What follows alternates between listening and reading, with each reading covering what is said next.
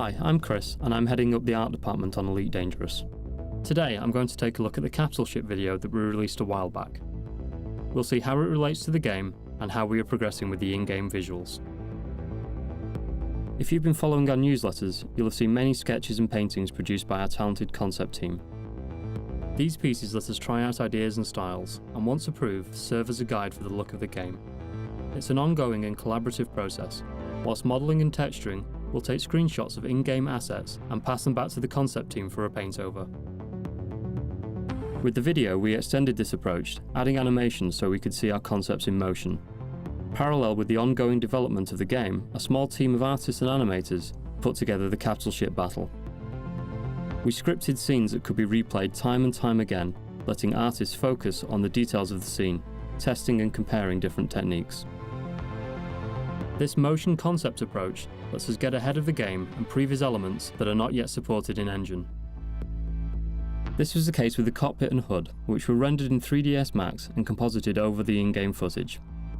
These tests convinced the team that seeing the player's cockpit in-game would greatly help the player's immersion without spending code time testing the concept. Despite the limited graphics of the day, the dashboard and the 3D radar seen in the original Elite lent an immersive quality to the classic game by putting the player in the cockpit. This sense of immersion in the in-game world is key to the Elite experience, old and new. We want to push this further, letting the player share the pilot's point of view, breaking the fixed forward view with responsive and natural camera motion that mimics the pilot's head movements. These range from a soft sway and bob in response to a course correction, to the player's head pushing back in their headrest when accelerating, or even a nearby explosion jolting the cockpit. As soon as we added the cockpit in-game, it really came to life. Even in its most basic implementation, it suddenly felt like we were really piloting a spaceship. It's also opened up a world of possibilities that we're still exploring, though we have yet to get approval for the 0G fluffy dice. Damage effects, atmospherics and lighting, together with sound design, are all coming together to make the cockpit feel like a real space. The cockpit has always been designed with the 3D device in mind, and it's been great to see it working on 3D televisions and on the Oculus Rift.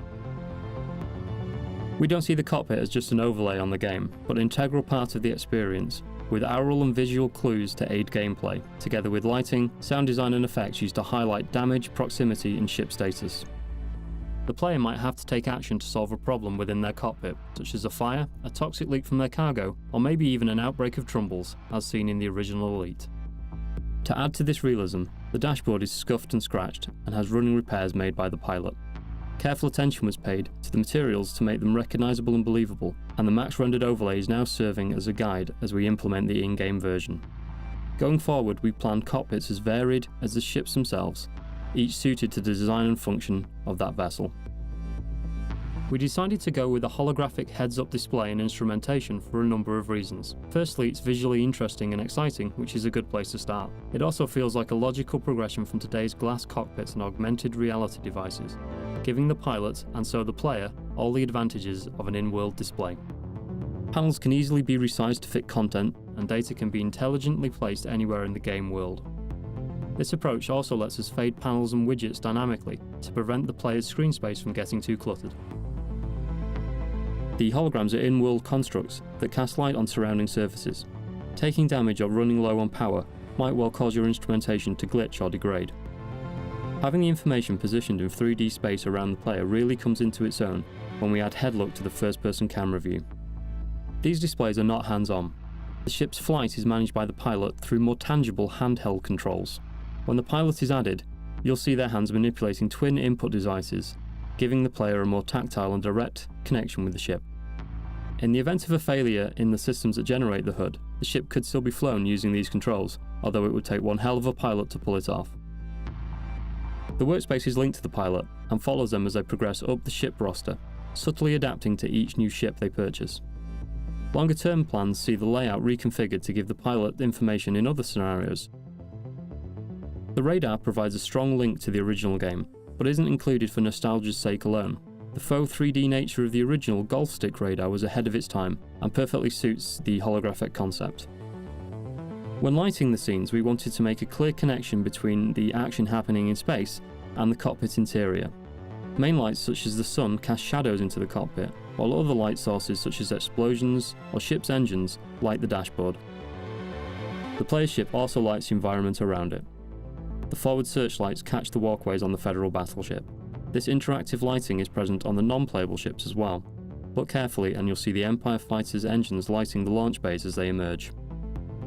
Careful attention was paid to the cockpit glass to make it feel solid and responsive to lighting, with the sun catching on micro-scratches in the canopy, and a reactive environment map subtly reflecting the ship interior.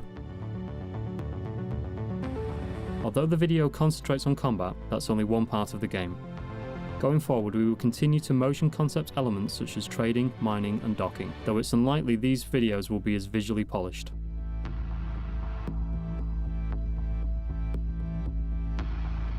The game and engine are now more developed, so quick renders and animations are enough to test out ideas.